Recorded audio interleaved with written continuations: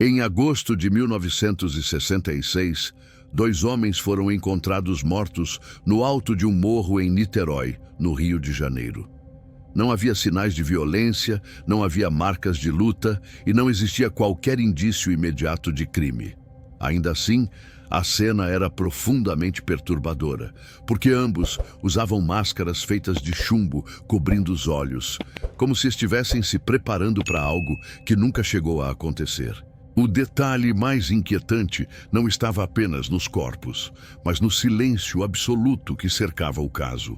Nenhuma testemunha direta, nenhuma explicação clara, nenhum evento registrado que justificasse o que foi encontrado ali. Era como se aqueles dois homens tivessem simplesmente seguido um roteiro invisível, longe de qualquer olhar. Antes de tudo, já vale deixar uma pergunta no ar. Se você estivesse no lugar dos investigadores naquela manhã, por onde começaria? Comenta sua primeira impressão, porque esse caso desafia qualquer lógica comum. Os homens se chamavam Manuel Pereira da Cruz e Miguel José Viana.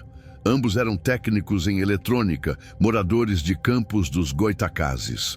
Trabalhadores comuns, conhecidos por vizinhos e familiares como pessoas tranquilas, responsáveis e sem histórico de envolvimento com crimes ou comportamentos extremos. No dia 17 de agosto, eles saíram de casa dizendo que iriam até Niterói para comprar equipamentos eletrônicos.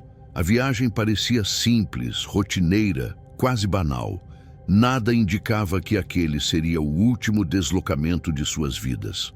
Não houve despedidas estranhas, não houve mensagens suspeitas, não houve qualquer sinal de alerta.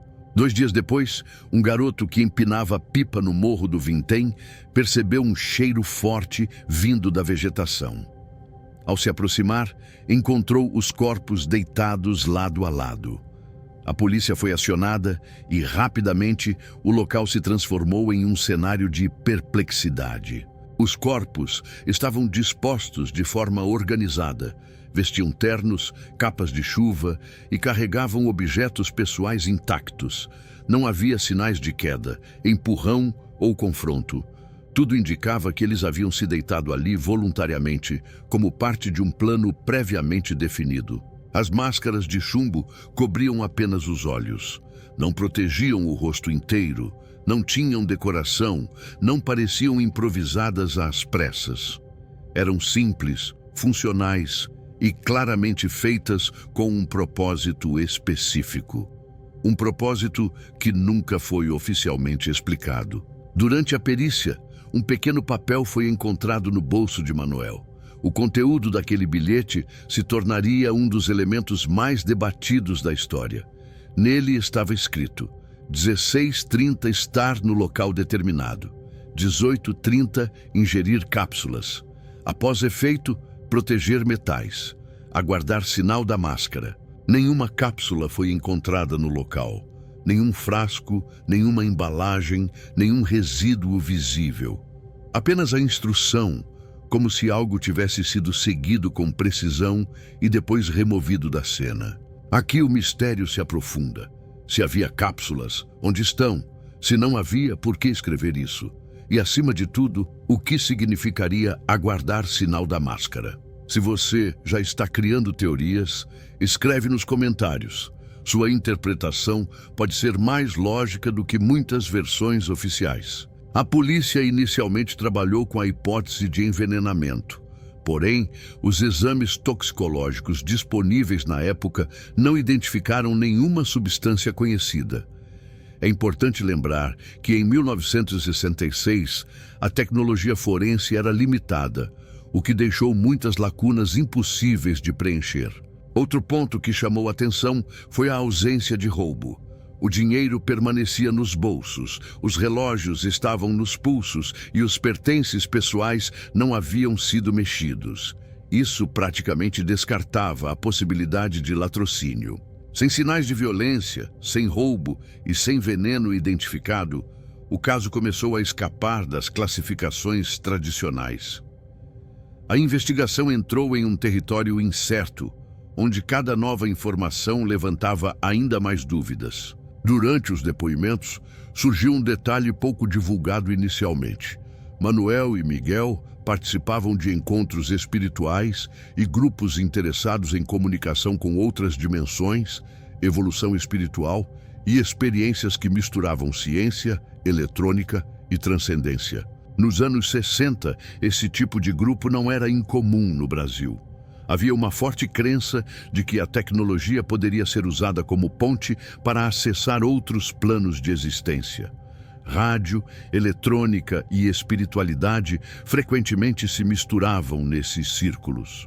Testemunhas afirmaram que Manuel falava sobre experiências envolvendo luzes intensas, sinais vindos do céu e contatos que exigiam preparação específica.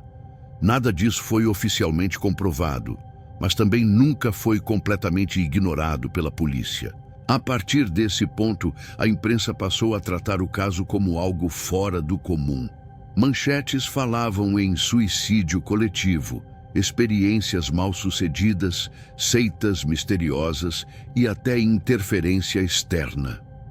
Nenhuma dessas hipóteses conseguiu explicar todos os detalhes. O local onde os corpos foram encontrados também levanta questionamentos. O Morro do Vintém oferece uma visão ampla do céu e da região ao redor. Não era um lugar escolhido ao acaso. Havia intenção naquela escolha, mas qual? Moradores relataram ter visto luzes estranhas na região naquela noite. Relatos informais, registrados em conversas e depoimentos não oficiais que nunca foram profundamente investigados. Coincidência ou negligência? A cada nova tentativa de explicação, surgia uma contradição. Se foi suicídio, por que não houve bilhete de despedida? Se foi um experimento, onde estão os equipamentos? Se foi um ritual, por que não havia um líder ou grupo maior envolvido? O silêncio das respostas passou a ser tão perturbador quanto os fatos conhecidos. E talvez o mais inquietante seja isso. Tudo indica que Manuel e Miguel acreditavam que algo iria acontecer naquela noite. Algo que justificava as máscaras, o bilhete e o isolamento. Mas o que quer que esperassem nunca se concretizou. Ou talvez tenha se concretizado de uma forma que ninguém conseguiu registrar.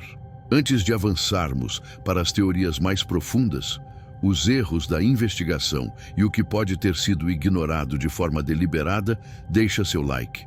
Isso ajuda o arquivo a continuar sendo aberto e analisado. Com o passar dos dias, a investigação começou a perder força. Sem provas concretas, sem testemunhas diretas e sem uma causa de morte conclusiva, o caso foi lentamente empurrado para os limites do inexplicável. Ainda assim, alguns detalhes permaneciam gritando por respostas. Um deles era o horário descrito no bilhete. 16h30, estar no local determinado. Registros indicam que Manuel e Miguel chegaram a Niterói por volta desse período. Isso sugere que o cronograma foi seguido com precisão. Eles sabiam exatamente onde ir, quando chegar e o que fazer em seguida. Outro ponto inquietante está na frase proteger metais. O que exatamente precisava ser protegido? O corpo? Algum equipamento? Ou algo que nunca foi encontrado?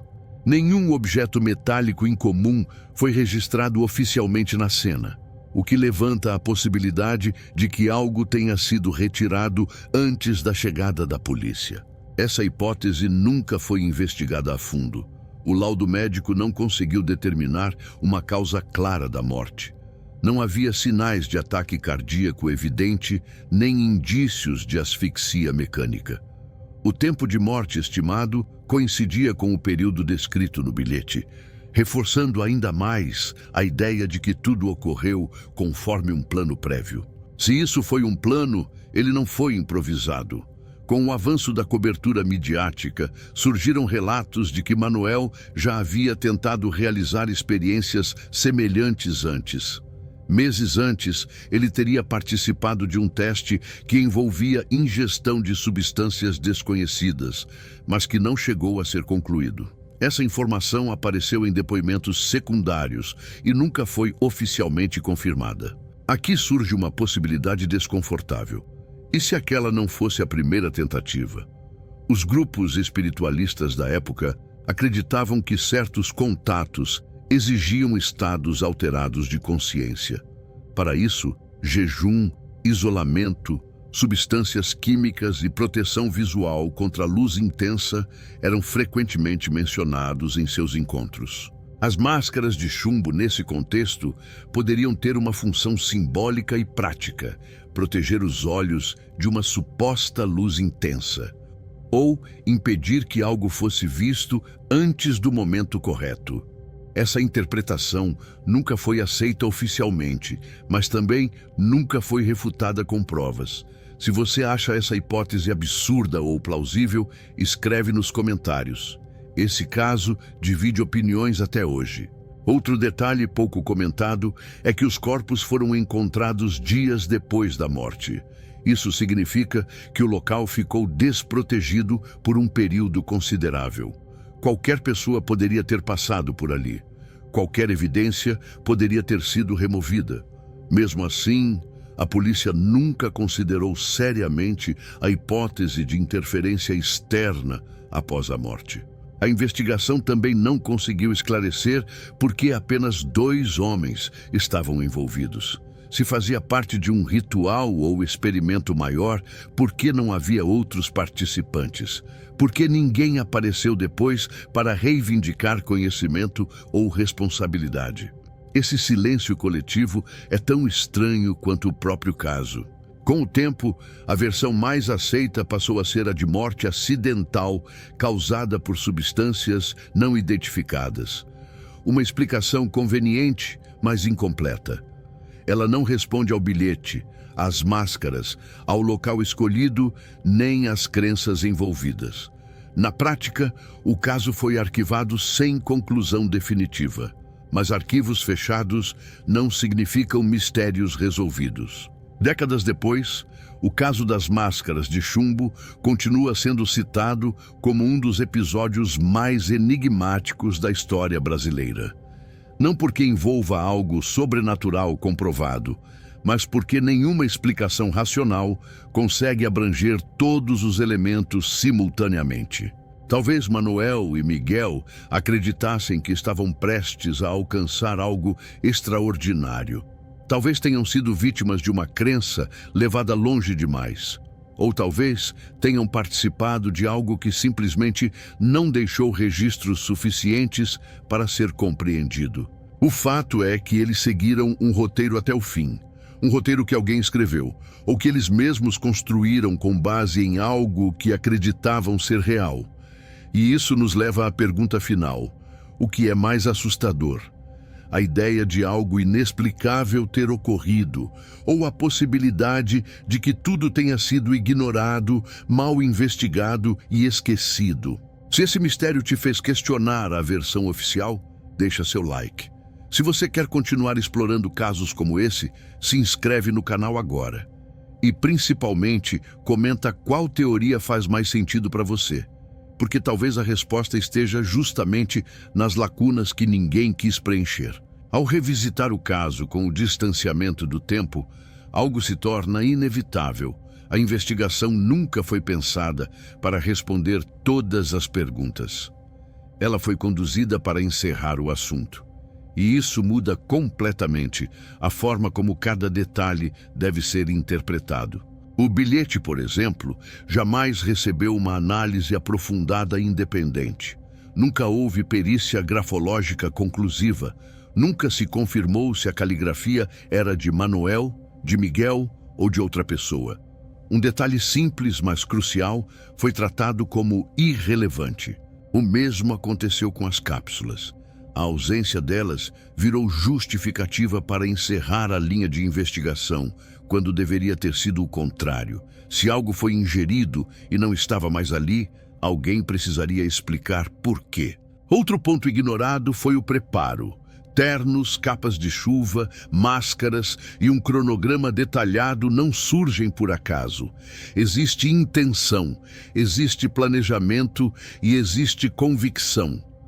Eles acreditavam que algo específico aconteceria naquela noite. A história costuma tratar Manuel e Miguel como vítimas passivas de um evento estranho, mas os indícios apontam para outra direção. Eles não estavam perdidos, não estavam confusos, estavam seguindo instruções. Isso transforma completamente a pergunta central do caso. A questão não é apenas o que aconteceu com eles, mas o que eles acreditavam que iria acontecer. E aqui o mistério atinge seu ponto mais inquietante. Porque se tudo não passou de um erro trágico, por que tantos elementos permanecem sem resposta?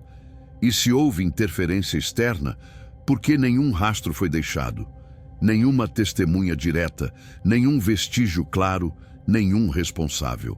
Talvez o erro esteja em buscar uma explicação única. Talvez o caso das máscaras de chumbo seja o resultado de várias coisas acontecendo ao mesmo tempo.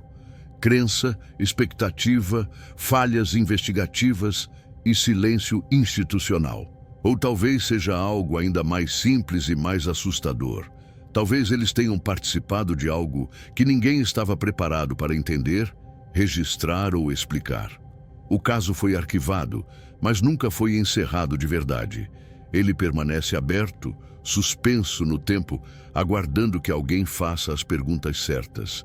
E até hoje, ninguém conseguiu responder todas. Se você chegou até aqui, deixa seu like.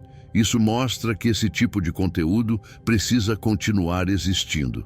Se inscreve no canal para não perder os próximos arquivos que ainda precisam ser abertos. E comenta sua teoria, porque em casos como esse, cada nova perspectiva ajuda a iluminar o que ficou nas sombras. O caso das máscaras de chumbo não é apenas sobre duas mortes estranhas. É sobre tudo o que foi deixado de lado. E talvez seja exatamente aí que a verdade esteja escondida.